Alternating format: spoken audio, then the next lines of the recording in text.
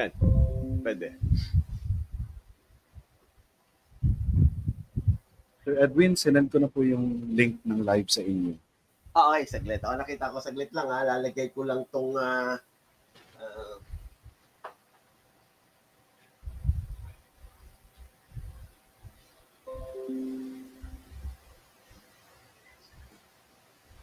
Ready for connection.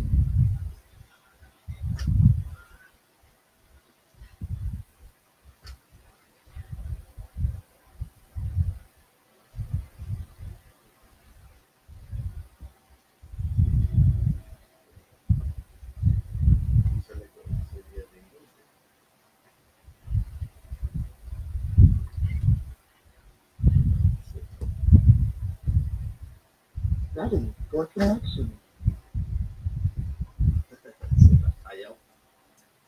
Ayaw, sira. Anyway, nasa akin yung link.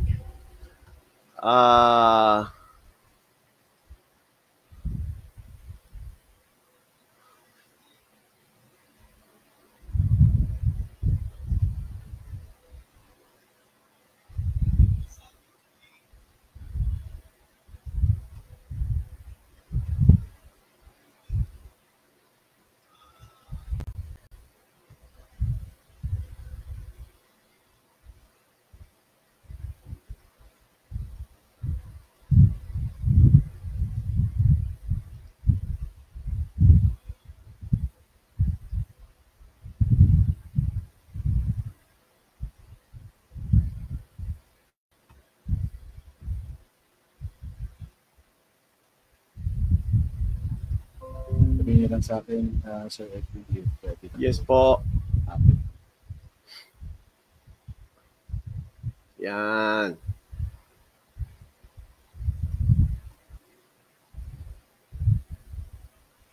Ito na mami, sinyer ko na yung link. It's okay. Ha? Oo, para makita nila.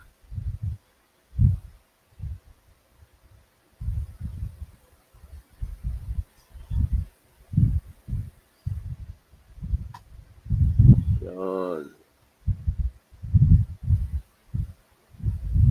Ayan, share ko sa iyo mami, share mo rin sa kanila.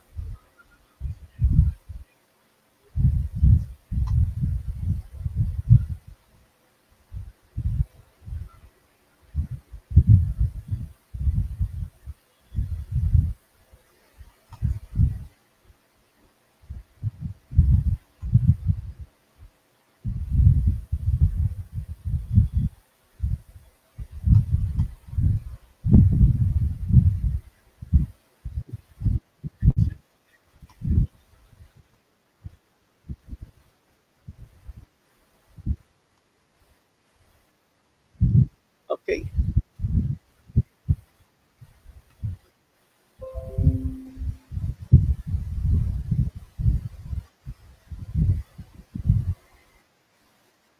Okay, Sir Jordan? Po. Yan, okay. Very good. At, magandang gabi po sa bawat isa. Ako po si Jordan Rabanes, ang host po ng The Christian Worldview Podcast. This program is brought to you by Prospero Community Church. The pastor ko po na nag-oversight sa akin ay si Pastor R.C. Dunca, together with my brethren sa Prospero Community Church. So, tonight is a very important topic na i-discuss po namin ni Sir Edwin. Ang title po, or ang proposition is the salvation by the grace of God alone. Or salvation by grace alone. I will be defending the affirmative side, and Sir Edwin Limbaga will be defending the negative side of it. So we will be defending, presenting arguments, so on and so forth. But before we start, of course, this is the first time na si Sir Edwin ay umapak sa platform po, The Christian Worldview Podcast. Kaya nais ko rin i-take itong opportunity nito na magpakilala sa kanya personally. Good evening, Sir Edwin. Good evening po sa inyo dyan. Alam ko, taga Bacoor lang kayo. So yun yung naririnig ko sa inyong mga videos. Kayo taga Bacoor lang. Ako po ay taga Imus Cavite lang. actually, pwede tayong magkaroon din ng face-to-face discussion in time permits para hindi natin problema yung mga internet connection. Dalawa. And ako po ay regular member lamang ng Crossbearer Community Church. Isa ako sa mga men. And every last Sunday of the month, kami po ay magsisimula ng tinatawag namin apologetics class. And I will be the teacher of that class. So basically, ako ay involved sa teaching ministry sa aming church. I am a husband of one wife and I have 2 kids. So pero of course, as you may already know, I am a Calvinist. I believe that salvation is only by the grace of God, earned through our good works. So, I think yun lamang ang aking introduction sa inyo, Sir Edwin. If meron kayong question sa kung paano ko in-introduce yung sarili ko, wala namang tanong. Wala naman. And nagpapasalamat ako, of course, sa pag-apak ninyo sa platform na ito. Although sa inyo nanggaling yung invitation, pero sa akin din naman nanggaling yung invitation na gawin ito sa platform natin. Since ito po kasi ay matagal ko na rin naman ginagawa since 2019. Wow. Anyway, thank you so much, Sir Jordan, for the introduction. Actually, I'd like to first clarify na bakit ako po ang nag-invite kay Sir Jordan to have this discussion. Ito po kasi yung mainit na topic ngayon sa social media between, let me say, me and the Calvinist people. At maybe this is the best way for us to clarify the issues. At alam ko maraming nag-abang, maraming nakikinig po ngayon. Okay, so at ako'y nagpapasalamat kay Sir Jordan na binigyan niya ako ng chance na makakwentuhan siya. My first question is, nagpaalam ba siya sa pastor niya? Kasi mabigat din po naman kasi na hindi alam ng pastor niya, pero ang sabi niya, oo, ano po. So, at ang sabi niya, siya ay dipatista ng kanilang church. So, nakita ko na, it's okay, wala naman sigurong problem kung magdi-discussion kami. Ano po? Okay, so allow me to introduce myself. My name is Pastor Edwin Limbaga, pastor of Philian Baptist Church of Bacoor, Cavite. At I've been a pastor for maybe 38 years, founder of Bible Logic course, and also the author of Bible Logic. And also, mga kapatid, I will be standing on the negative side of the topic, salvation is by grace alone. Ano po? At ano pa ba yung pwede kong i-introduce sa sarili ko? So far, yun lang, pastor of Philian Baptist Church, founder of Bible Logic online Bible course, and author of Bible Logic, and also an author of the book entitled Your Chance, Your Choice, Your Destiny. So, for me personally, it's a good and a big privilege na makadiscussion ko po si Sir Jordan. At dito po ika-clarify namin ang issue based on this debate, yung salvation is by grace alone. So, salamat po. Yun lang po, Sir Jordan. Unless you want to ask question also regarding my introduction. I think okay naman na siguro yun. And sabi ko nga kanina, dahil taga-Bacoor lang kayo, I think mas malaki yung chance na ma-meet ko kayo in person. Yes po. Alam mo yun, makapag-coffee tayo, mas mapag-usapan natin yung differences natin in a, alam mo yun, yung intimate sense. So, yes po. Yes po. Yun, no salamat sa opportunity. Without further ado siguro, simulan na natin. Yes po, Sir Jordan.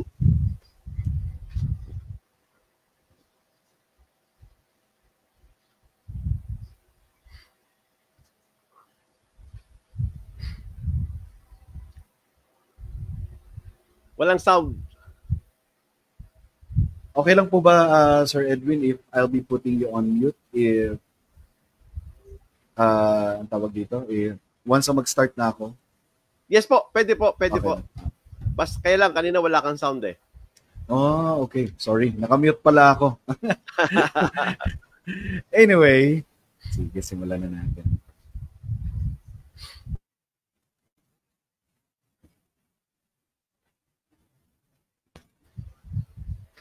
Okay, bago ko pala simulan yung timer, no, nais ko lang din i-discuss sa ating mga panauhin, ng mga viewers, yung mechanics po namin ngayon. I will be the one, since ako ang affirmative, ako po yung unang magpe-present, and then it will be followed by a Q&A coming from Sir Edwin, punta sa akin. So, siya yung magtatanong sa akin, and then after that, siya naman magpe-present. And after that, ako naman yung magtatanong sa kanya. And then, after ng round na yon, magtatanong ulit siya sa akin. So, that will be the round 2. Magtatanong sa kanya. And then, after that session, closing na po namin dalawa. If you have questions, maybe we can also entertain it. Kaya okay, may nag... yeah. Okay, so, let's go.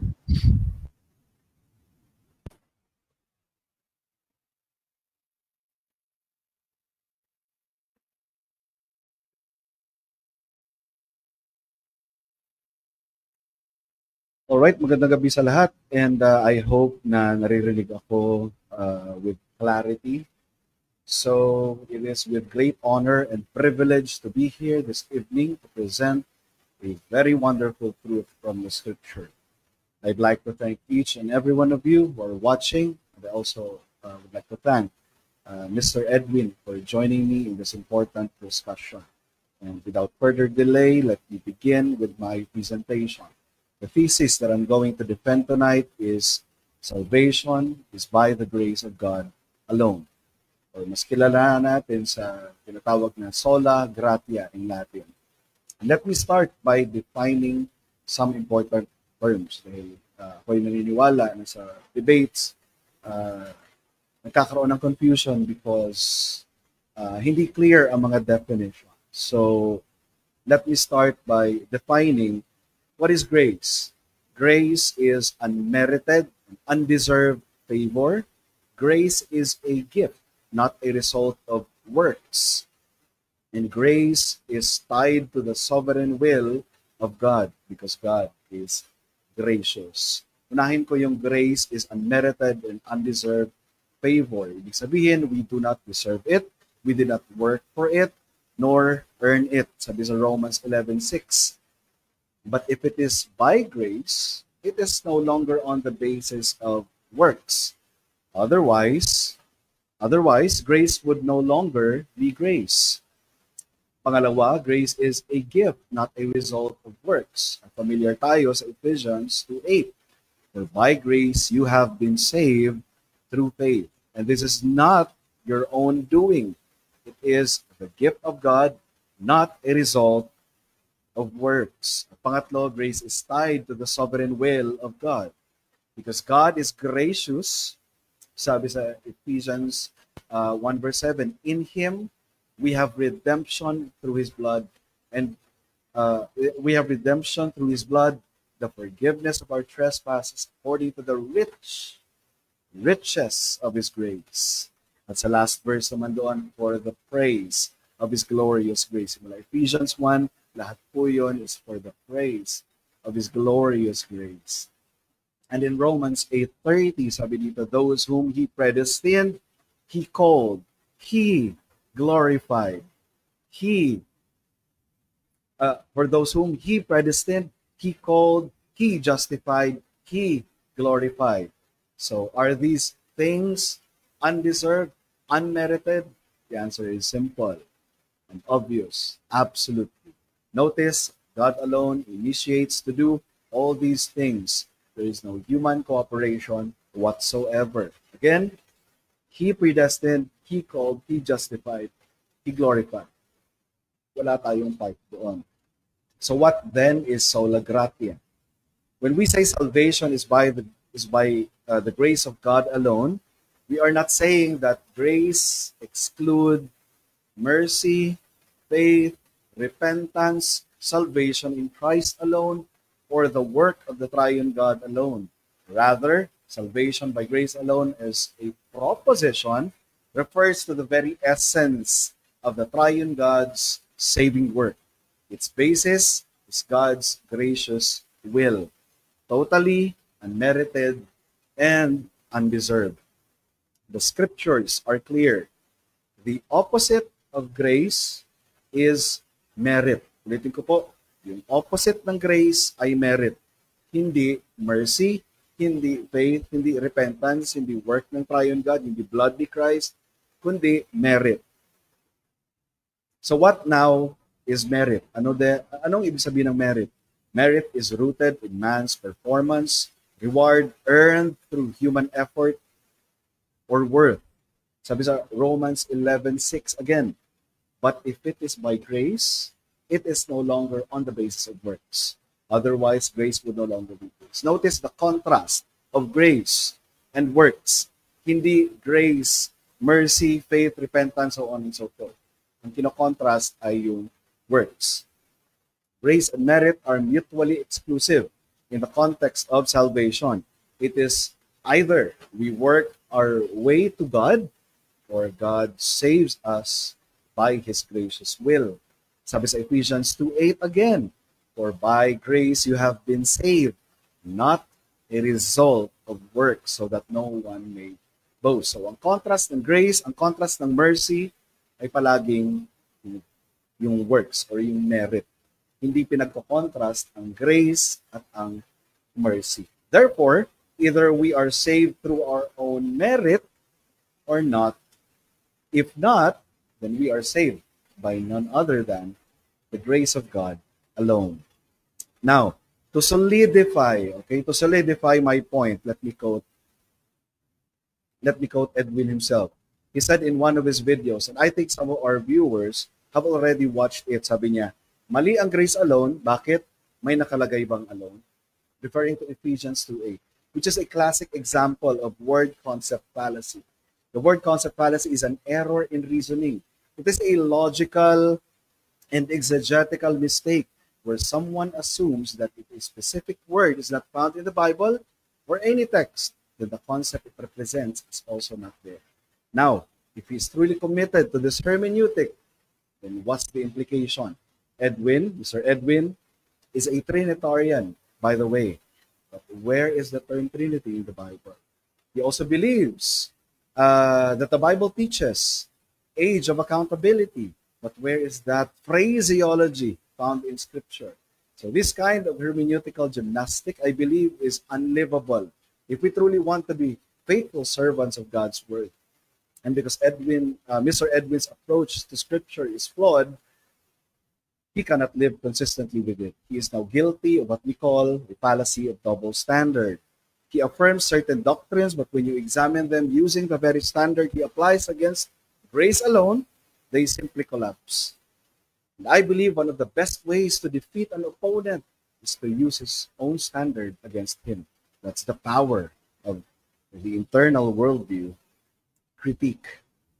Let me give another example. According to Mr. Edwin, in one of his replies sa mga tao sa comment section ng kanyang video, he said, bakit grace alone? Asa na si Mercy? At kung kasama si Mercy ni Grace, bakit grace alone? Eh di tanga logic, di ba? Ha ha ha.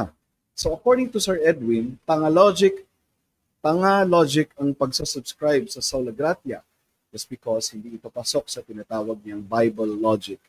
And again, word concept fallacy. Dahil wala yung term na alone sa Ephesians 2:8, therefore, Sola Gratia as a biblical teaching and concept is false. Now, let's apply Sir Edwin's arbitrary Bible logic to the Scripture and see if it survives. Sabi sa John 17:3, sabi dito, and this is eternal life, that they may know you, sabi ni Jesus Christ, that they may know you, addressing the Father, the only true God, and Jesus Christ whom you sent. If the Father is the only true God according to Jesus Christ, the question now is, did Christ deny his deity by saying the Father is the only true God? If we follow Edwin's Bible logic, then his doctrine of the Trinity collapses. The Father is the only true God, not the Son, Jesus Christ, because by his standard, once the word alone is used, then no one else is excluded. By that logic, his belief in the Trinity is invalid. And that's the danger of applying inconsistent and arbitrary reasoning to biblical interpretation. Let us now examine more of Sir Edwin's own claims. Quotation, I have 3 quotations here. Quotation 1, the grace of God ang nagdadala sa'yo sa langit. My response is the grace of God alone as a category ang nagdadala sa'yo sa langit? If the answer is yes, this is a surprising admission. If God's grace is what brings us to heaven and grace is undeserved, then salvation is by grace alone. Quotation 2, grace and mercy are like 2 sides of the same coin. Therefore, grace alone is false kasi hindi mo pwedeng tanggalin ang mercy sa other side of the coin. My response to that is clever but theologically confused. If grace and mercy are 2 sides of the coin, the question is, saan galing ang coin? Deserve ba tayo bigyan ng coin? Pinagtrabahuan ba natin yon para mabigyan tayo ng coin? That makes the entire coin a gift of grace, unearned and freely given. Sola gratia still stands. Quotation number 3, timestamp 22 minutes from his video. The contradicting explanation of grace alone of Calvinism. Sabi niya doon, simple definition of mercy. God remove what we deserve. Ang grace, God give what we don't deserve. Sabi niya, yun yung sabi niya, and pay careful attention dito. Anything that we don't deserve, ang tawag doon ay grace. But both mercy and grace are all unmerited favor from God. Ang mercy, unmerited favor yun. We don't deserve to be given mercy kasi we deserve to die. Hindi yun merited favor. Hindi dahil nagrepent ako, binigyan ako ng mercy. Merited na yon. At yung merit na yon, nasa repentance ko. Even your belief cannot merit. So kung isa-summarize natin yung quotation na yon, grace is anything unmerited and undeserved. Mercy, according to him, is unmerited and undeserved. Repentance is not a work. Faith is also not a work. And to make this even stronger, using his own logic, let us make a deductive argument following the logic of Sir Edwin Limbaga. Premise 1, anything that we don't deserve is called grace. Premise 2, mercy is something given that we don't deserve. Conclusion, therefore, mercy is also called grace. By this logic, mercy is included within grace. And if mercy is included within grace, then the objection that you can't say grace alone because there is also mercy becomes meaningless. It is self-defeating. And as a conclusion, ngayong gabi, in my 2 minutes, sola gratia means God alone saves by his unearned, undeserved favor. Nothing in us, not our works, not our will, not even our repentance and faith can earn it. It is all of grace. That is what the scripture teaches. That is what the reformers affirm.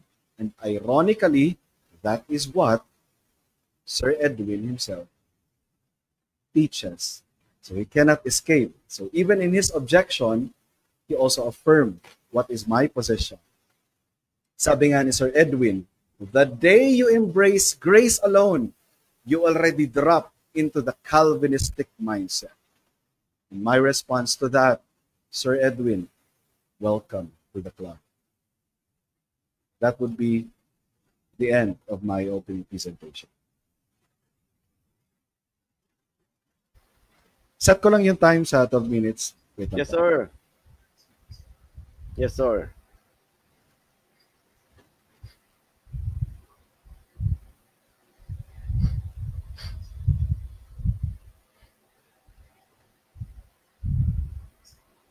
All right. I think I'm ready. Ready na akong pakuluan. Hindi naman. Let's see. Tingnan natin kung ano ang okay na ba? Sure. Okay, sir, my first question. You argue based on the definition, not based on the stipulated in the Bible. Right? I argue based on biblical definitions. Yeah, you argue based on the definition, not on what is stipulated on the Bible. I believe na yung mga definitions doon is clearly taught in scripture. Okay. Provided So meaning, I inaamin provided mo, scriptural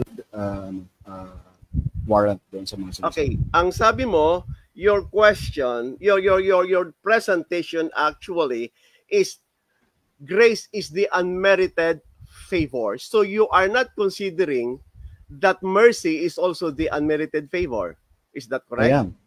I am considering So it. you are saying that mercy is also the unmerited favor. It is unmerited, although pwede siyang i-define, and I agree with your definition na ang grace, ito yung nag-withhold sa atin o nag-alis sa atin sa judgment. At agree ka din na yung mercy is that withhold what you deserve, and mercy, Yes. God give what you don't deserve. Okay, Yes. so Yes. because na sinasabi mo na same yung meaning nung dalawa, No, I'm not saying that. no, na sinasabi mo because they are both unmerited favor, it will fall under grace, not mercy. Actually, kayo yung may sabi ng, gaya ng presentation ko kanina, I am using the very standard you are using. And So you arguing. don't agree that grace is also the mercy is also the unmerited favor. I agree with that na ang work sa Okay. presentation ko, ang work in totality ng salvation is by my question is the simple. gracious My question is by the gracious will of God. No, Yun my, yung- my question is simple. Because we are not talking of our speculation, we are talking of what is stipulated in the Bible. We are not talking in a philosophical aspect of this debate, but rather we are talking in a biblical perspective of salvation is by grace alone. So number one, do you agree that mercy is also the unmerited favor? it is unmerited in a sense. No, whether Na or not ito yung- what sense it is still unmerited favor. Sure. Okay, Titus 3:5, not by works of righteousness which we have done. Now, you make an assumption and maybe a speculation that you are trying to present to the audience now that if you will include mercy, it is already become the merited favor. Because you argue based on the unmerited favor, that's why it is grace alone. But since mercy is also that a question? unmerited favor, so that a therefore, so that's why I'm asking you, do you agree that grace, mercy is also the unmerited favor? Kabilang sa yung grace ay kabilang sa buong Okay, number two gracious question. act of salvation. Number two question, distinct po ba ang mercy sa grace? Yes, distinct but not separated.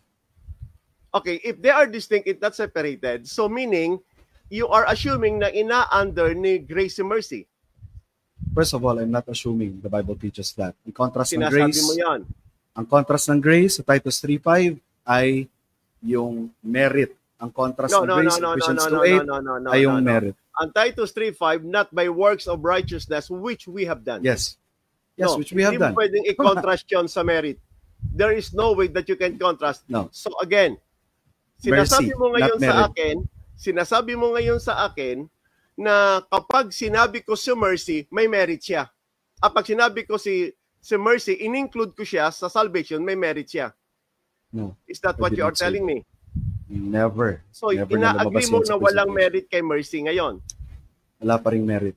Binigyan tayo ng Okay. mercy at So, we did ngayon, not earn. Dahil, sinasabi mo ngayon, dahil may mercy, grace alone pa rin kasi ang grace ay unmerited favor, but you are agreeing with me that mercy is also unmerited favor. Sure. So therefore, because again, because again, sir, wala silang essential separation. Meron silang distinction. No. When you say essential separation, so for example, let's read book of Acts, chapter 26, verse 18. Acts Okay?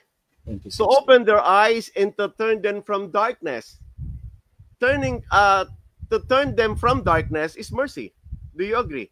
That is removing what we deserve. Sure. We deserve to be in darkness. Sure. And to light. Do we deserve that? Grace. Do we deserve that though? Or sorry, hindi pala ako nagtatanong. We don't deserve both. We don't deserve Exactly. the mercy, we don't deserve the grace. But to say Exactly. because grace alone, because we don't deserve, that's why grace, because mercy, we also don't deserve mercy. So why is it grace alone? Why is it grace alone? Because again, the proposition or the biblical concept called grace alone does not exclude mercy, faith, repentance. Ang contrast niya, So you are standing now on the grace alone but not grace alone. No. Sir Edwin, can I finish? Ang contrast na binibigay ng scripture regarding grace is not mercy. Ang contrast na binibigay niya ay yung works. Oh, so if you're listening, another question. And if you're listening to my presentation, I'm very clear sa aking presentation. Sir, because in that case, you are now standing on salvation is by grace alone, but not grace alone. So you are now standing both on the opposite and the negative and the positive. So saan ako tatayo? Because sinasabi mo na ngayon, only by the grace of God, but not by the grace of God. No. So asan ang stand ko? Kahit i-replay pa natin yung presentation ko, sir. No, sir, you are telling me it is by grace alone, but not to exclude mercy. You say that.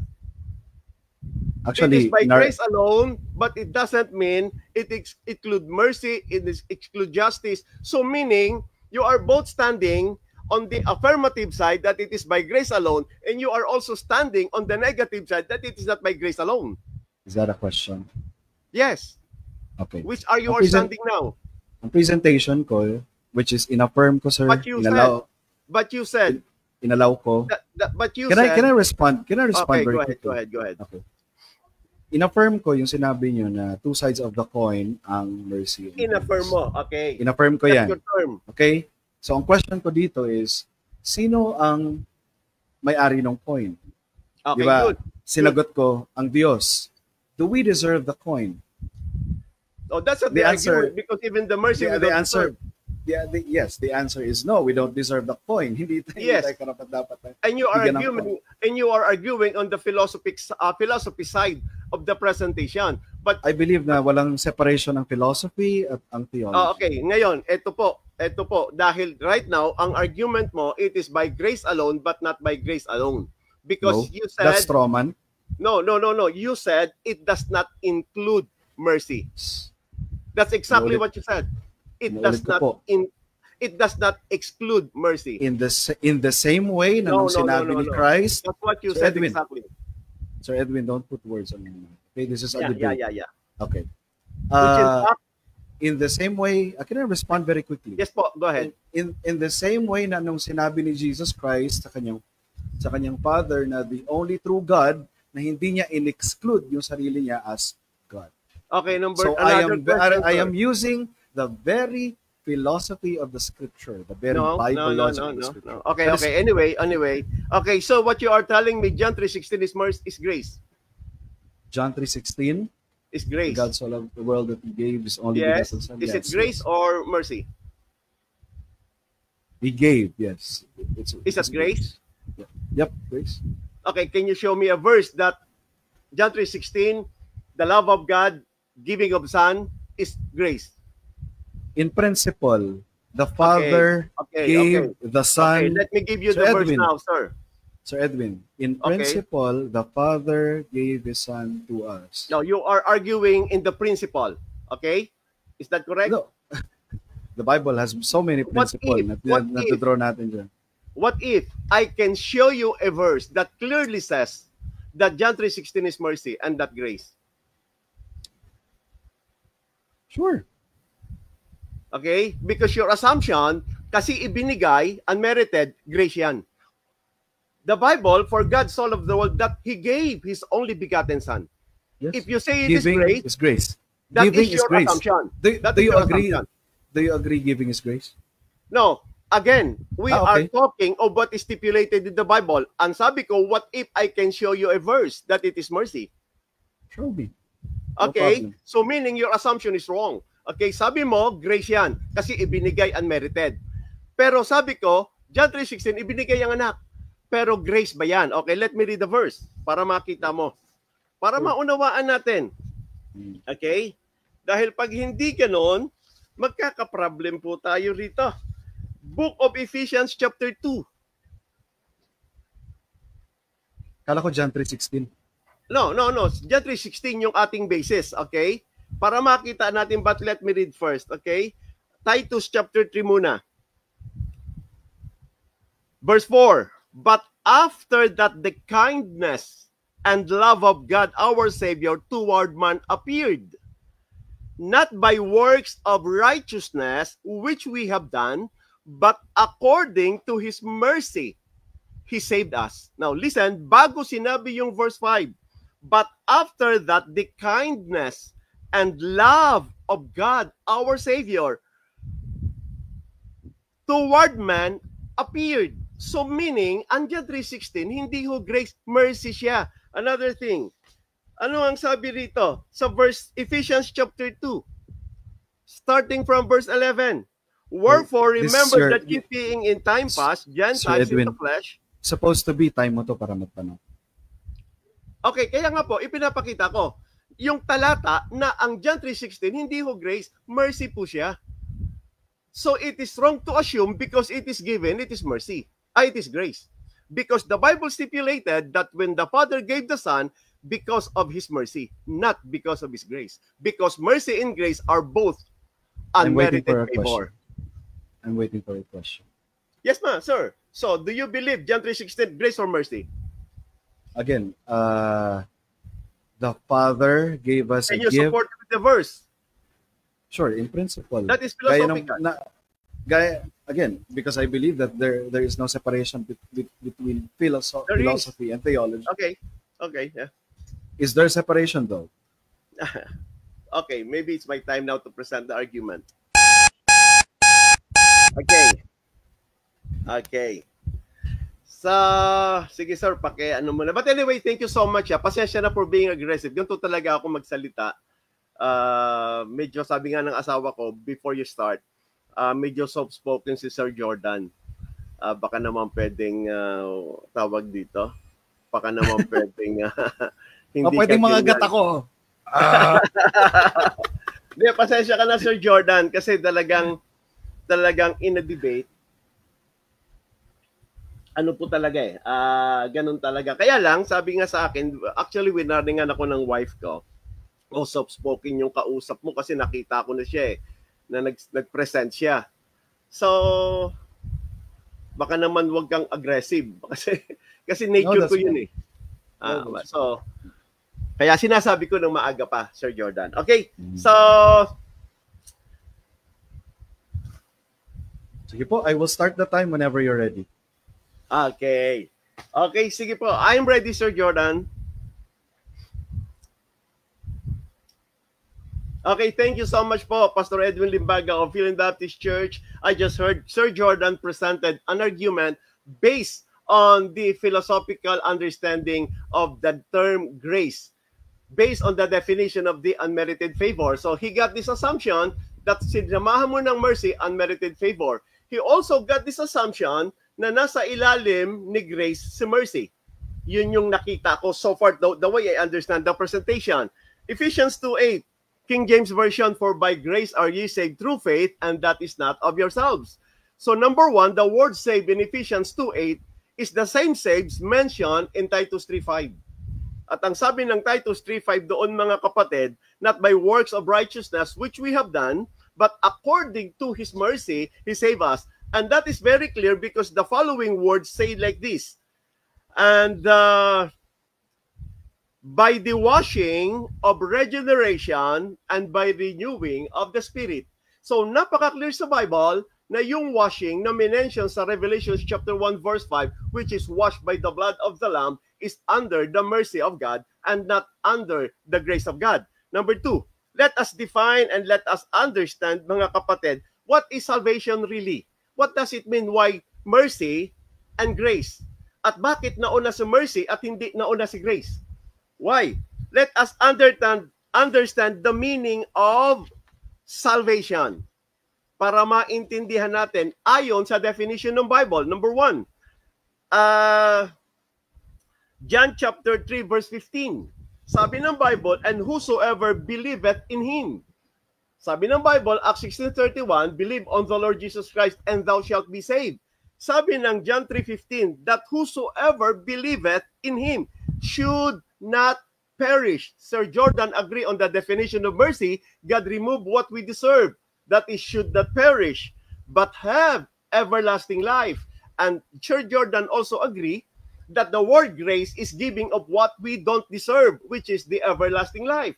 In this particular verse, you can see salvation is defined with the mercy, should not perish, and with the grace, but have everlasting life. And the book of Acts chapter 26 verse 18, to open their eyes, that is salvation, once your eyes is open, and to turn them from darkness, that is grace, that is mercy. Yung alisan ka sa kadiliman, that is mercy. And bring to light, or to light, that is grace. So the mercy will remove you from darkness, the grace will bring you to light. And from the power of Satan, it is the blood of the Lamb na ang nag-alis sa atin sa power ni Satan, and that is mercy. Unto God, it is the grace that brings us to God. So if you will notice, in Acts 26:18, dalawa po ang nakikita. It is always mercy and grace. At ito ang sabi ng Bible, that they may receive forgiveness of sins. In the same verse, that is mercy. That is exactly Titus 3:5, by the washing of regeneration. The washing actually refers to the covering of sins. So, sabi ng Bible, that they may receive forgiveness of sins. That is mercy. And inheritance among them which are sanctified by faith, that is in me. And that also represent grace. You will notice, hindi ho pwede isang side lang. Kailangan dalawang ito mangyari. Okay, 1 Peter 2:9.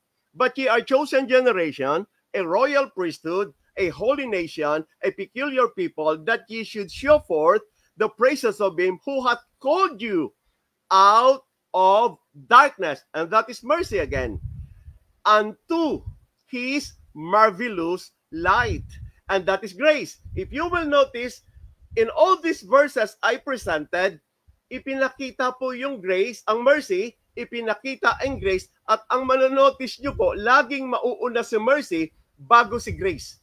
Sinabi ko kanina, ang John 3:16, hindi ho grace, mercy po siya. Bakit ko sinasabing mercy?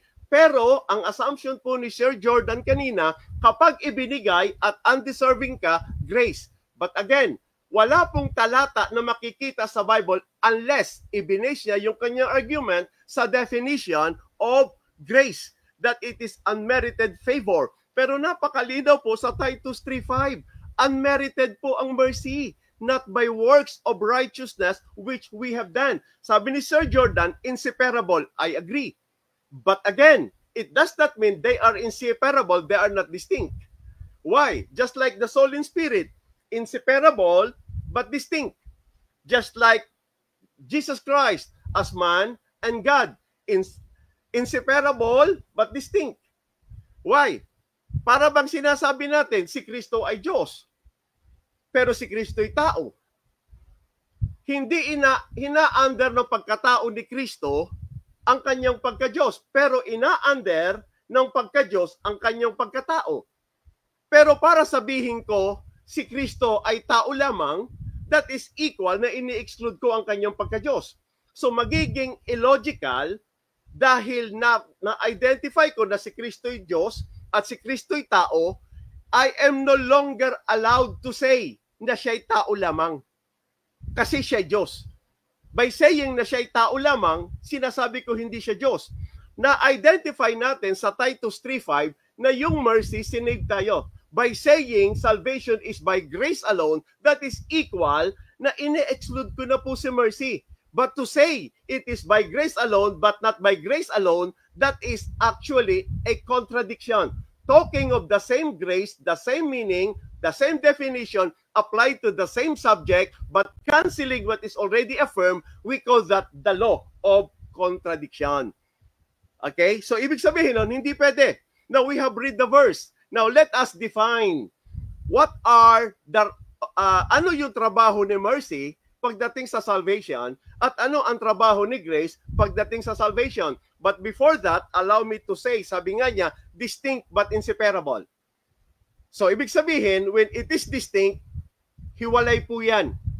Pero, hindi pwedeng paghiwalayin pagdating sa kaligtasan. Magkahiwalay ang mercy at ang grace, distinct to each other, magkaiba meaning, magkaiba definition, magkaiba application, but when it comes to salvation, they must go together. Because they are distinct, it cannot be alone. Because they are separated, it cannot be alone. It cannot be mercy alone, it cannot be grace alone, it should be by the mercy and the grace of God. So what are the distinction of the grace of God when it comes to the salvation of men? Forgiven because of mercy. Washed by the blood, removed from darkness because of the mercy of God. Eternal death was removed. Ye shall never perish because of the mercy of God. Saved from hell because of the mercy of God. Secured eternally that you will never go to hell anymore because of the mercy of God. So ano yung trabaho ni grace? Because grace is defined as agreed by Sir Jordan, God give what we don't deserve. While mercy, God remove what we deserve. So kung yung mercy inalis yung what we deserve, we become forgiven, removed from darkness, and then shall never perish, and then saved from hell, secured eternally. Anong ginawa ni mercy sa salvation? By the mercy, we are justified. Titus 3:6-7. Justified by the mercy of God. But the washing of the blood, as justified by the grace of God. But the washing of the blood is under the mercy. We are justified because of the grace of God. We have given the power to become the sons of God in John 1:12 because of the grace of God. We are brought to light because of the grace of God. Eternal life given because of the grace of God. Saved for heaven as a gift. We don't deserve to go to heaven, but the grace of God can bring us to heaven, but the mercy of God will remove us from hell. Assured eternally because of the grace of God. So if you will notice mga kapatid, tinanong ko siya kanina kung ang John 3:16 ay mercy o ay grace. Ang sabi niya, in principle. Well, kung titimbangin natin yung bigat ng argumento, mas mabigat po ang argumento ng nakasulat.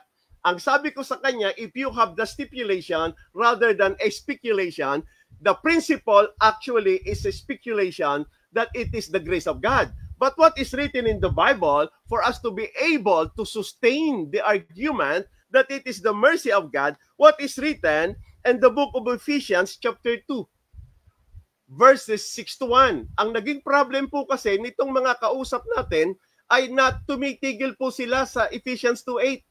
Ayaw nila basahin mga kapatid simula sa verse 1. Simulan natin. And ye hath quickened who were dead in trespasses and sins. Yung quicken, mga kapatid, that is grace. Pero yung trespasses, died in trespasses and sin, requires mercy. Okay, wherein in time past you walk according to the course of this world, according to the prince of the power of the air, the spirit, and now worketh in the children of disobedience. But God, who is rich in mercy, for his great love, wherewith he loved us. That is John 3:16. For God so loved the world that He gave His only begotten Son. And God, who is rich in mercy. So maliwanag sa Bible na yan John 3:16 is the mercy of God. Pero ang ginamit doon, for God so loved the world, the word love, the word mercy is an expression of love. He gave His only begotten Son. At ang sabi ng Bible dito, He is rich in mercy. For His great love wherewith He loved us, even we were dead in sins, that is mercy, hath quickened us together with Christ, that is grace. For by grace are ye saved. That is, mga kapatid, justification. But the washing of the blood is under mercy, and hath raised up together and made us sit together in heavenly places in Christ Jesus. That is grace. So when it comes to mercy, it refers to hell. That is the assurance that once you are cleansed by the blood of the Lord Jesus Christ, you will never go to hell, and that is under the mercy of God. But you have also the assurance that once you have the grace of God, you can now enter the heaven because we don't deserve heaven. So, anong sabi ng Bible, mga kapatid? At napakalinaw po rito. Okay, tingnan po natin. Alam mo ba, mga kapatid, na ang Merriam-Webster define favor as an act of kindness. At ang mga synonyms ng favor, kasama si grace, kasama si mercy. So mali ang assumption na kapag unmerited favor, grace lang. Why? Because mercy is also an unmerited favor. Why? Wala po tayong ginawa. But the fact remains that John 3:16 is the mercy of God. Why? When He gave His Son to judge sin. He gave His Son to die. He gave His Son to shed His blood. And anything about the shedding of blood is all about mercy, according to the mercy of God. So to say it is grace alone based on the definition of unmerited favor is totally fallacious based on the assumption of the principle and its meaning. Mga kapatid, they have forgotten that even mercy is unmerited. Nobody worked for mercy. Favor is an act of kindness. Let me define unmerited favor. Unmerited favor is an act of God to the undeserving without any merit. And that is the grace and the mercy of God. Thank you, Sir Jordan. Thank you, Sir Edwin. Palitan ko lang po ng timer. Yes po. You may ask me also.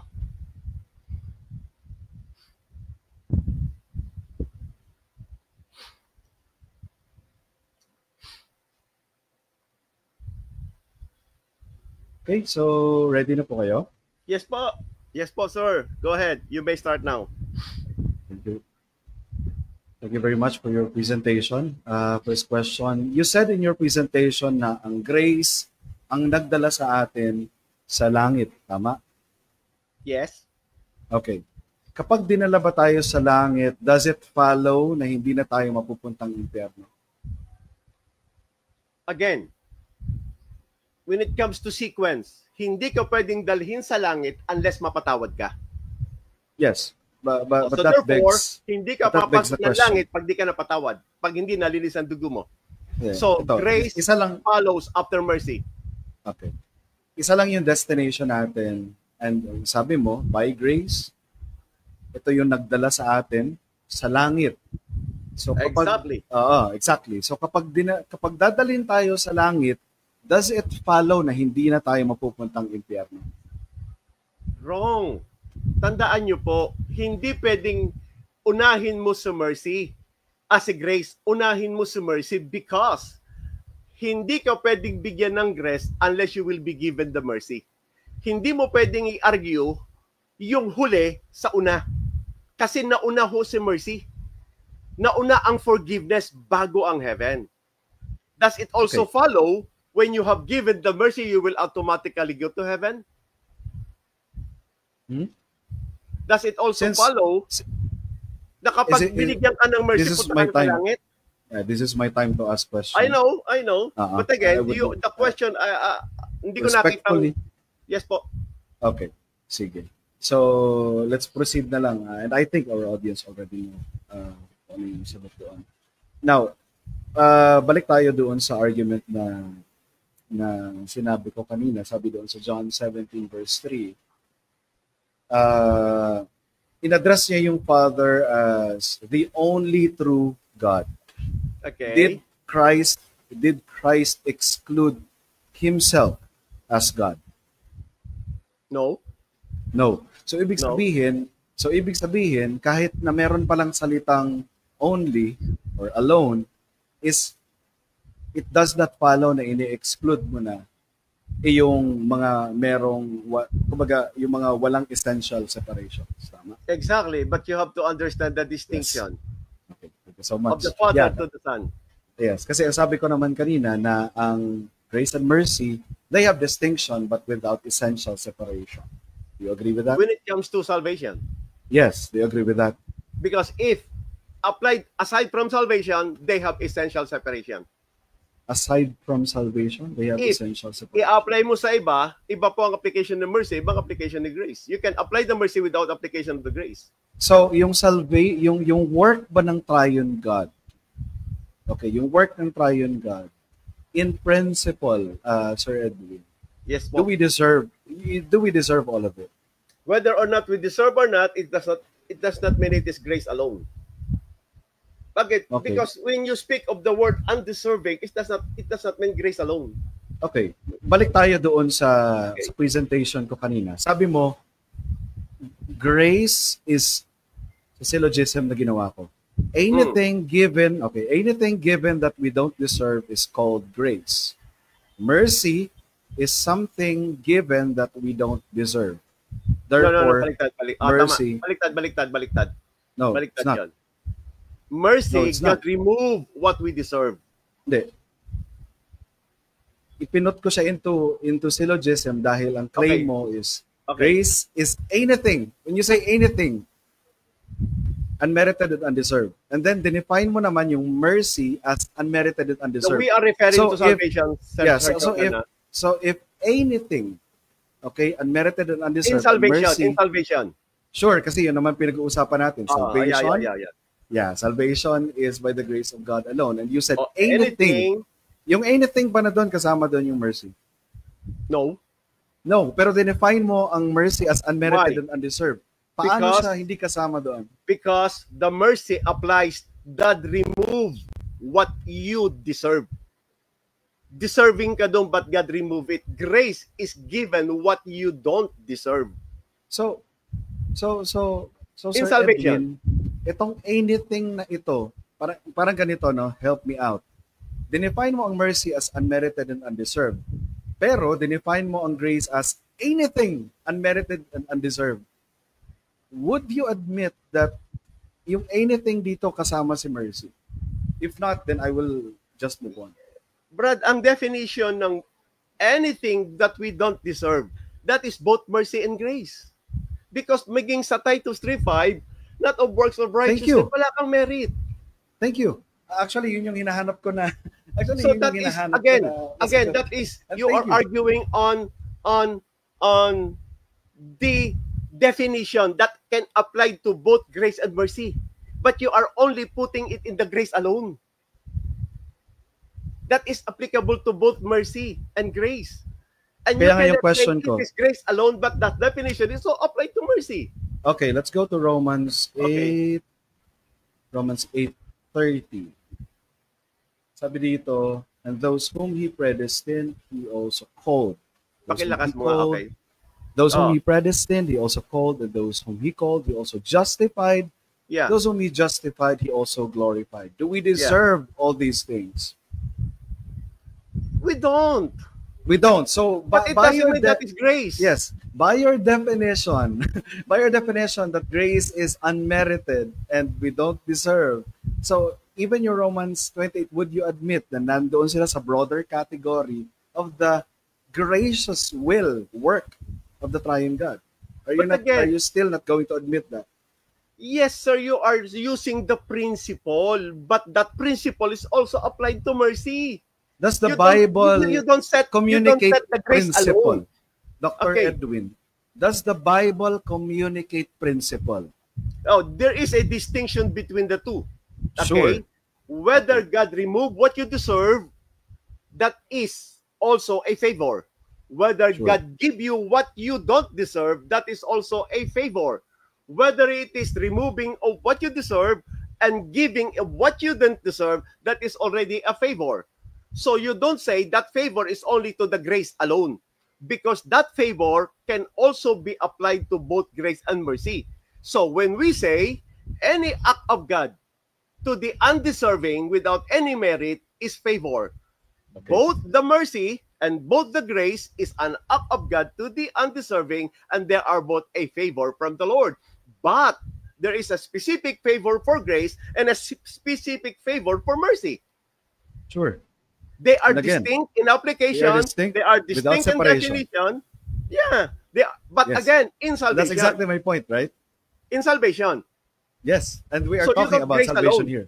You don't say grace alone, because mercy is also a favor that we don't deserve. So it should be by the mercy and the grace of God. Sir Edwin, kagaya ng Mhm. binigay ko na distinction sa inyo, na hindi in-exclude ni Christ yung pagiging Diyos niya. Just But again, because, whether hindi let me finish, in-exclude- Sir Edwin, Yeah. let me finish.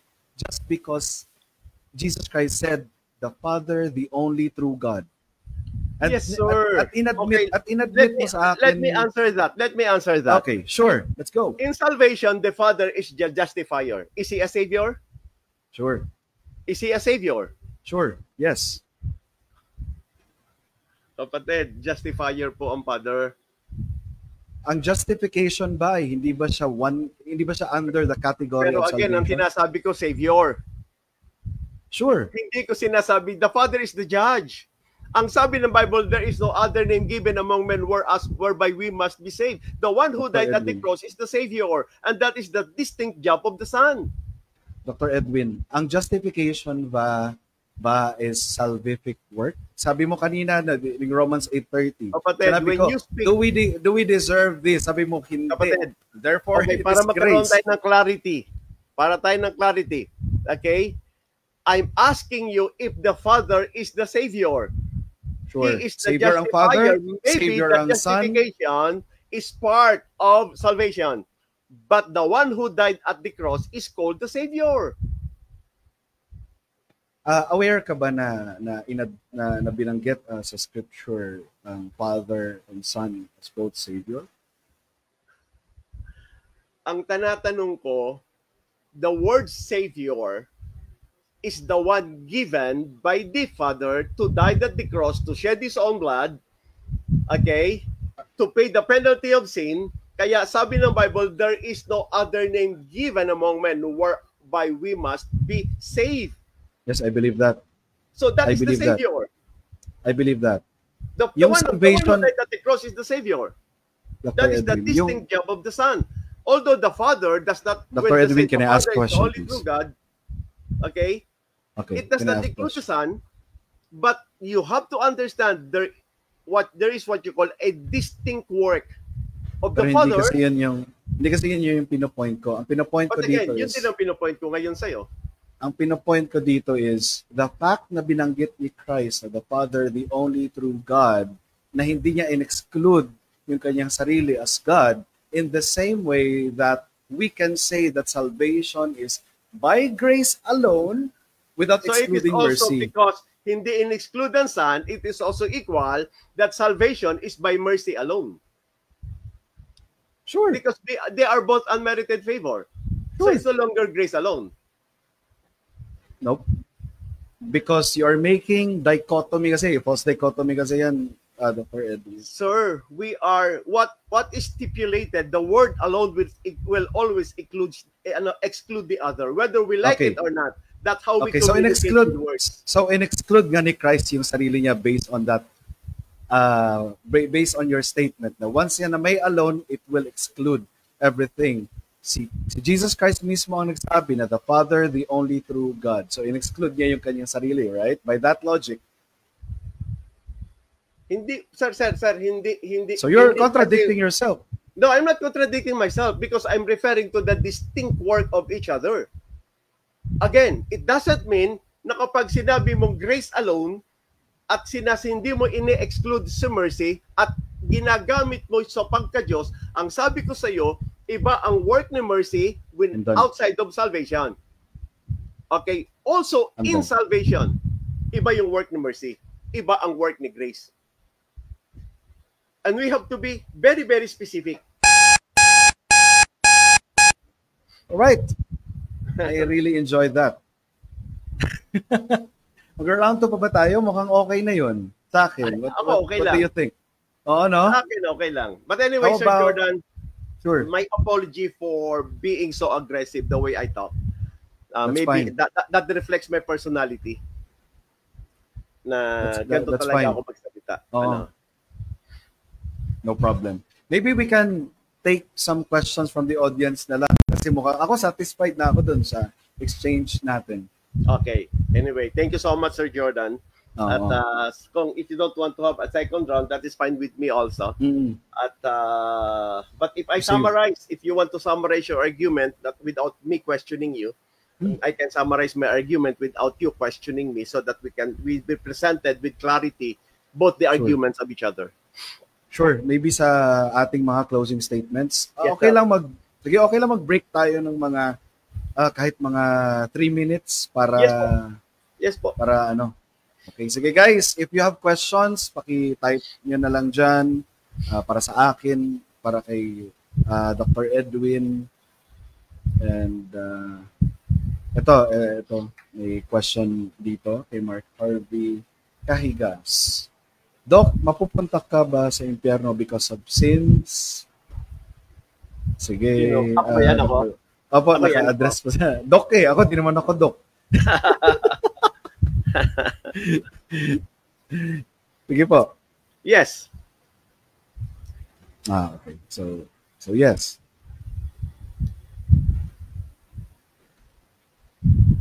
Ang hirap pag ikaw din yung operator, no? Oo, naintindihan ko yan.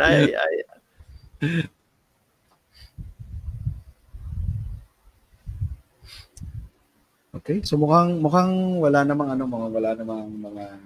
walang nagtanong, crucial questions or maybe ito. Question po. Ito kay para sa iyo to, Dr. Limbaga. Question po, yung mercy po ba ay deserved ni Limbaga? Kasi po, grace is getting something we don't deserve.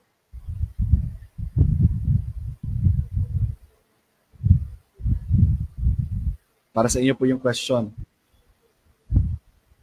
Ano yung tanong kung deserve ko? Now, pag sinabi mong deserve, mga kapatid, maliwanag ang Bible. Not by works of righteousness which we have done. If you said deserve, okay, iba yun sa tinatawag nating merited favor. Now, you have to put the distinction between the word deserve and the merited favor. Nobody deserves to be forgiven. We deserve to die.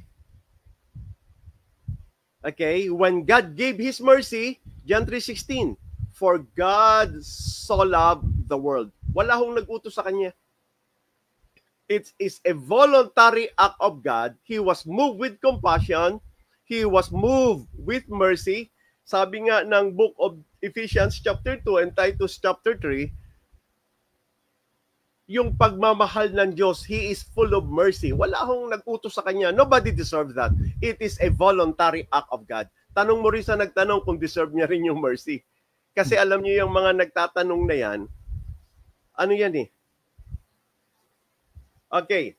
Another question for you. Ba't sa kanya lang kayo nagtatanong? Ito, another question, sabi dito, galing po to kay Sir Albert. Question for Doc.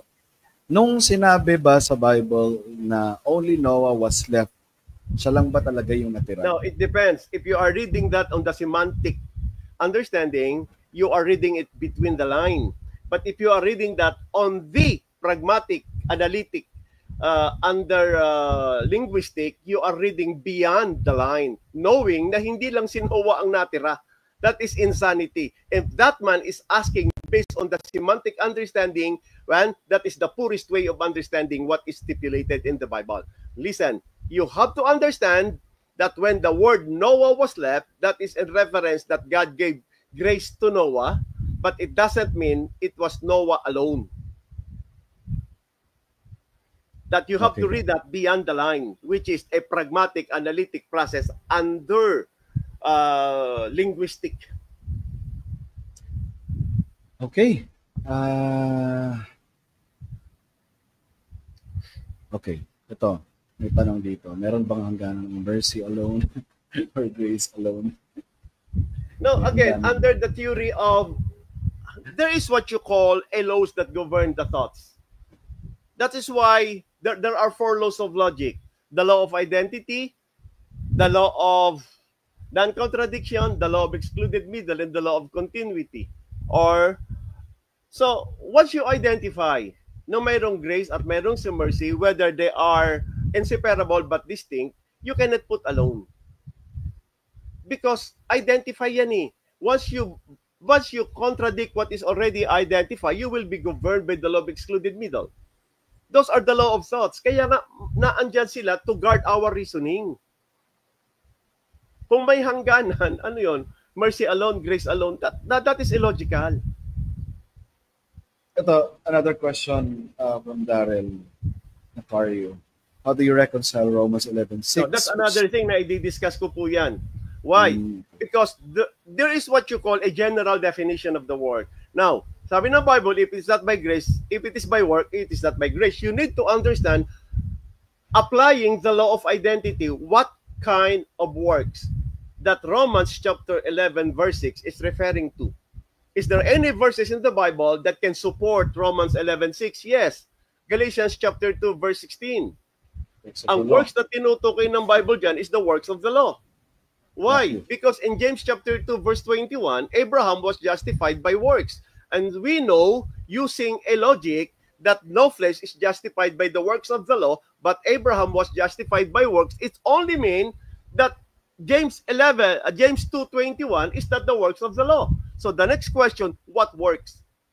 But we cannot change the fact that Abraham was justified by the works, because that is already stipulated under the absolute truth of the Bible. So nobody has the ability, the power, or the right to change what is written.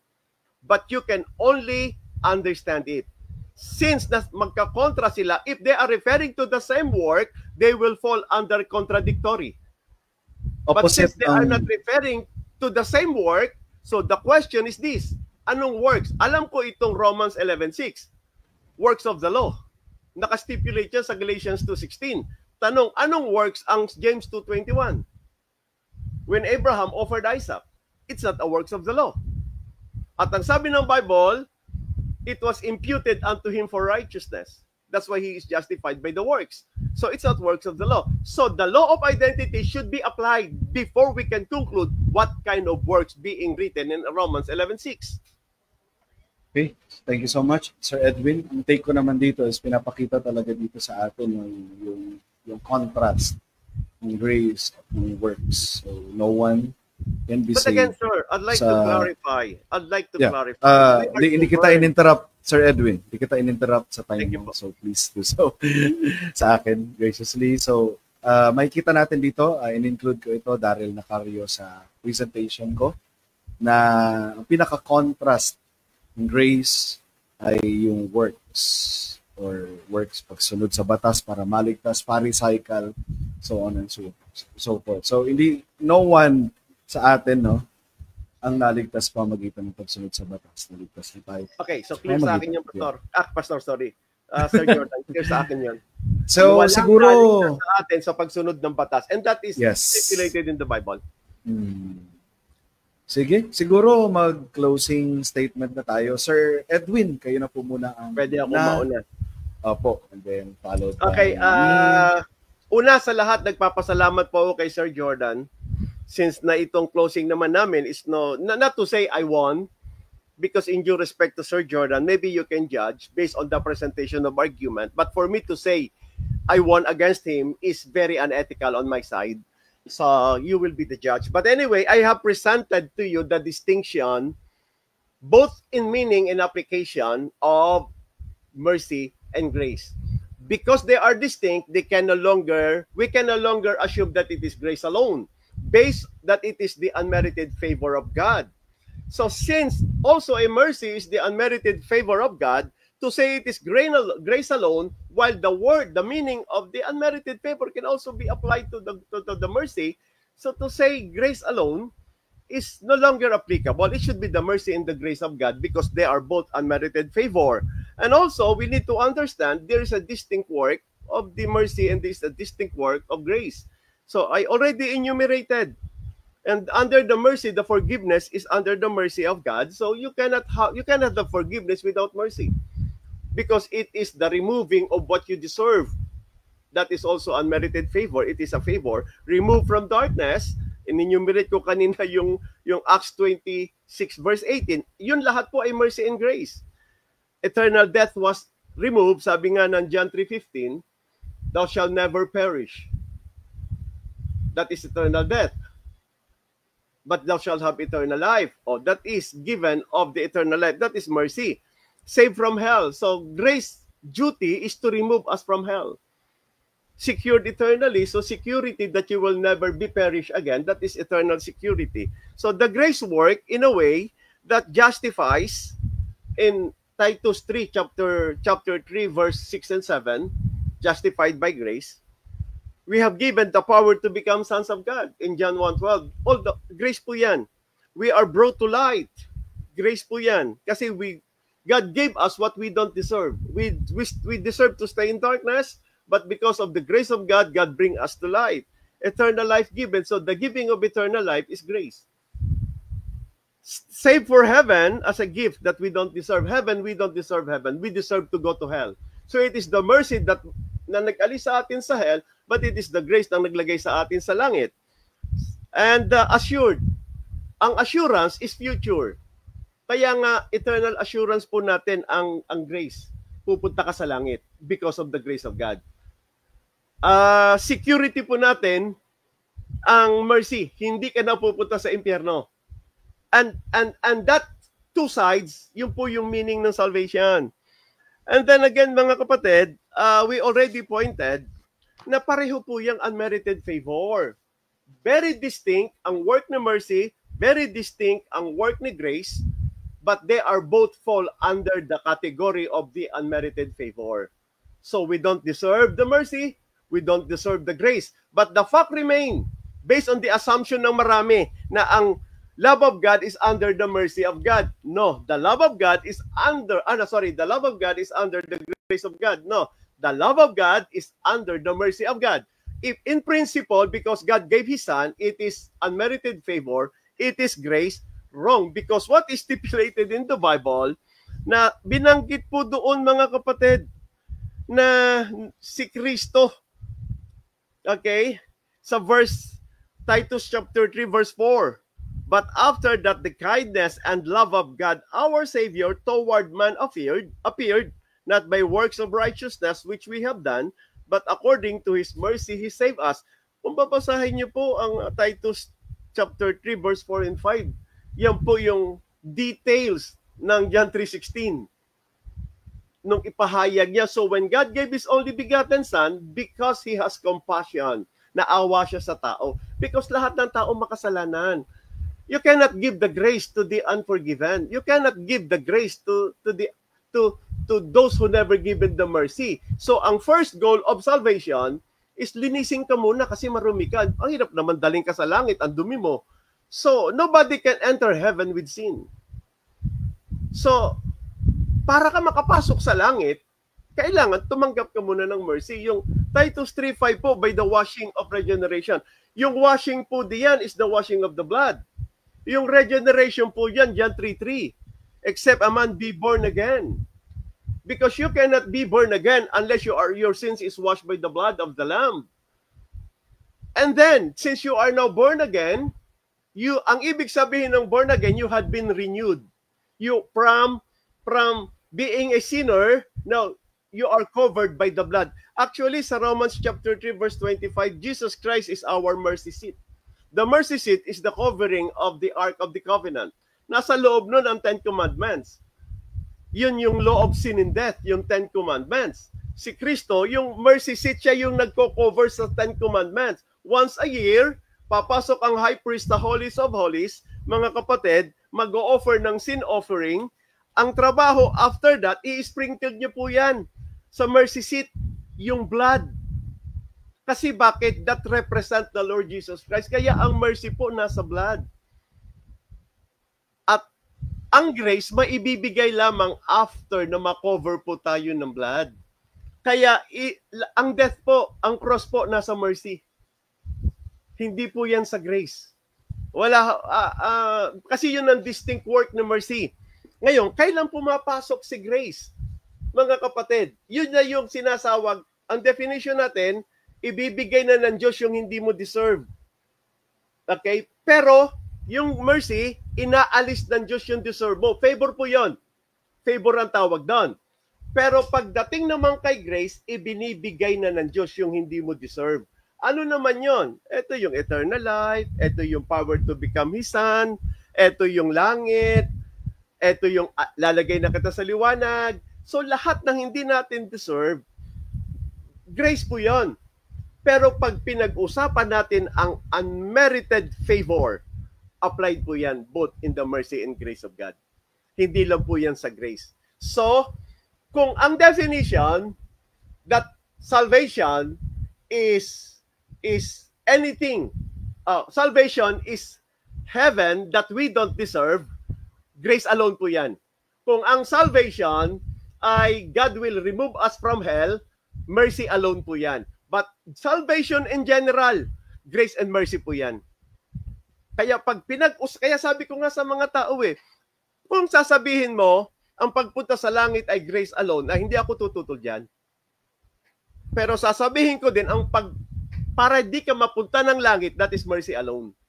But kapag tinurn mo siya in general term, na as salvation, dapat dalawa yan. Alisin ka sa impyerno, daling ka sa langit. Alisin ka, huwag kang mapahamak, at daling ka sa biyaya. Pero kung salvation lang, from hell, mercy alone.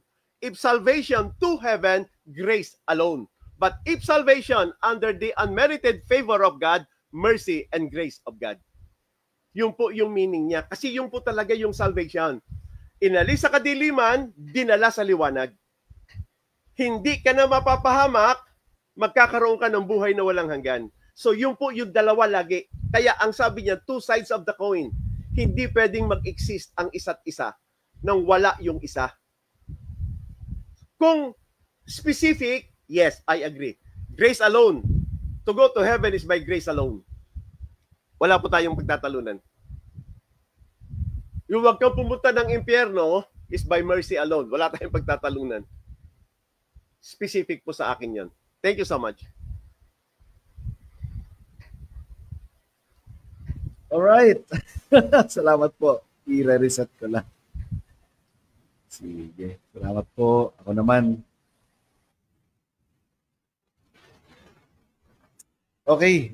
Magandang gabi sa lahat at salamat sa inyong pakikinig. So, what we have just heard ngayong gabi, is sa mga nakikinig dyan, if nakikinig kayo careful, Dr. Limbaga is simply using grace and mercy almost interchangeably or even interchangeably. Kaya nga tinanong ko siya, sabi ko sa kanya, you said in your presentation, ang grace ang nagdala sa atin sa langit. Yes, kapag dinala ba tayo sa langit, does it follow na hindi tayo mapupunta ng impyerno? I don't think nakakuha ako ng direktang sagot sa tanong na ito because the simple answer is yes. Once na dinala tayo sa langit, hindi tayo mapupunta. Kasi dalawa lang naman ang mapupuntahan natin, di ba? No? So it's only by the grace of God na dinala tayo sa langit. At sa kanyang closing statement, I appreciate it. Na-affirm niya naman yun. And Kaya ako ni-raise yung, and I hope na sa mga nanonood sa atin, sa amin ni Dr. Limbaga is, na-follow yung logic na nais kong i-draw. Dahil ang common objection niya sa Sola Gratia is Ephesians 2:8, kaya hindi pwedeng alone dahil may mercy. Hindi rin pwedeng alone dahil wala yung salitang alone. Ngayon, si Jesus Christ, nirefute yung pinaka-prinsipyo na ginagamit ni Dr. Edwin Limbaga by saying, by addressing the Father, the only true God. And when I asked Dr. Limbaga, ini-exclude ba ni Jesus Christ ang kanyang sarili as God? At ang sagot ni Dr. Limbaga, hindi naman. Pero sinasabi rin ni Dr. Limbaga na once may alone, is ini-exclude mo na yung everything else. And again, if nakikinig tayo carefully sa presentation and exchange ng bawat isa, walang duda na na-expose natin ang contradiction ni Dr. Edwin Limbaga ngayong gabi. Very clear iyon. Kaya napakadami ko pa sanang gustong sabihin, pero I would like to end this with a presentation of the gospel. I think yung in-expose natin na contradiction sa teaching ni Dr. Edwin Limbaga ngayong gabi is enough for us to be convinced. I hope and pray na unbiblical ang kanyang tinuturo. So, while mercy, grace, dadagdagan ko ng isa, justice. Itong mga bagay na ito ay attributes ng Panginoon. He's just, He's merciful, He's gracious. Ito ay identical sa nature niya. Ito ay walang essential separation. Somehow, sa language ni Dr. Edwin, careful naman siya sa pag-affirm na wala talaga siyang essential separation. Pero, on the other hand, sa pag-reject niya sa Sola Gratia, in essence, nagkakaroon talaga siya ng false dichotomy sa mercy and grace. Regardless, both me and Dr. Limbaga believe na ang mercy is withholding something that we deserve, or it is something na withhold sa atin, imbis na mapunta tayong impyerno, kinaawaan tayo ng Diyos. Kinaawaan tayo ng Diyos dahil doon hindi na tayo napuntang impyerno. Pero hindi tumitigil doon, because God could have put us in a place na hindi kasama ang ating Panginoon sa Kristo. That's the reason why John 3:16 is grace. And there is no essential separation of grace and mercy kasi both grace and mercy are present doon sa John 3:16. And inilalagay ko ang mercy in one category of the gracious will, gracious salvific act of God. A gracious will of God. Wala akong essential separation sa dalawa. For God so loved the world that love is an act of grace. That He giving gift is a grace. And I believe Dr. Limbaga would affirm na ang grace is a gift given. Okay? Gave His only begotten Son. Isa sa presentation ni Dr. Limbaga, Jesus Christ is grace. And if ang kanyang proposition na pinaniwalaan is, you are saved in Christ. Tayo iniligtas lamang ni Kristo, Jesus alone. At sa kanyang presentation, na pinanood ko sa kanyang video, sinabi niya na Jesus is grace. Then, would it not follow that we are saved by grace alone? Or the work of Christ alone? Or the work of the triune God alone? Those propositions are true. Wala pong contradiction doon. That whosoever believe in Him, sino mang manampalataya, will not perish, mercy, have everlasting. Yes. So, you see, dahil wala ngang essential separation yung dalawa, we can distinguish them. Now, meron akong i-introduce na isa, yung justice. Lahat tayo ay makasalanan and we deserve just punishment. Nasabi din ito ng Dr. Limbaga kanina, we deserve to die.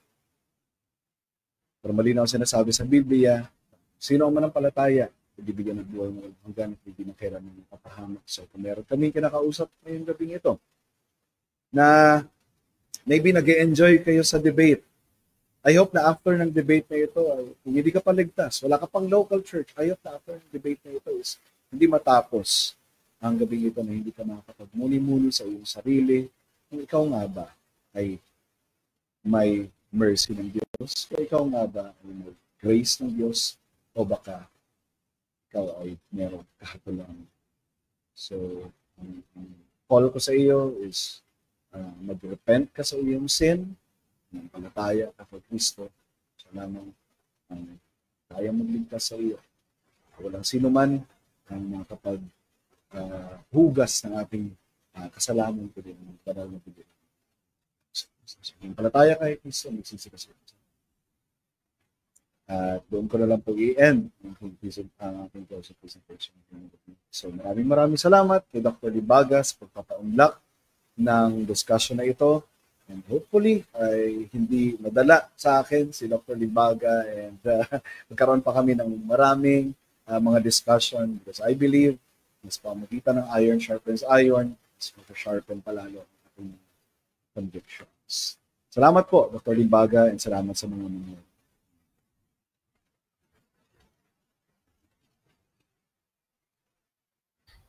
Okay po. So, Thank you so much. Thank you so much. Medyo nagulat ako nung huli mo kasi I have never thought na may repentance ka. Alin po? Saan? Doon sa repentance, medyo na ako doon kasi sa dami kong kausap na Calvinist, wala silang repentance. Hindi yun Calvinist. Talaga? hindi po ganoon ang Calvinism. Napaka-specific po. Anyway, any last words po before natin i-end? Anyway, thank you po with all due respect to Sir Jordan. Kapatid, alam niyo sometimes possible po naman talaga ang debate or maybe formal debate na wala po talagang ad hom. If we will argue based on the subject and based on the logical presentation of the argument, wala po akong nakikitang magiging problema. Magiging maganda. Hindi ko babaliin kasi hindi ko na duty baliin yung sinabi niya. Basta tangal may kontak sa kanya, opinion ko. So I leave it to the people whether what will be your opinion. But please, Sir Jordan does not represent the whole of Calvinism because if whatever your conclusion, nag-usap kami as an individual. So, sabi ko nga, it's not a fault of, baka magalit kay Sir Jordan, bakit na-represent mo kami? So, hindi po ganun yan. Wala pong ganun yan. Ano po? It's a voluntary agreement of both of us na pag-usapan namin yung issues ngayon sa social media. So, hindi po siya nagre-represent ng Calvinism as a whole.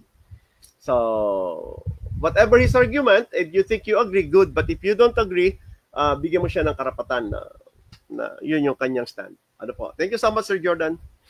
Salamat po, Dr. Edwin, and see you guys sa ating, susunod na talakayan. God bless you. Thank you so much. Bye-bye. God bless you.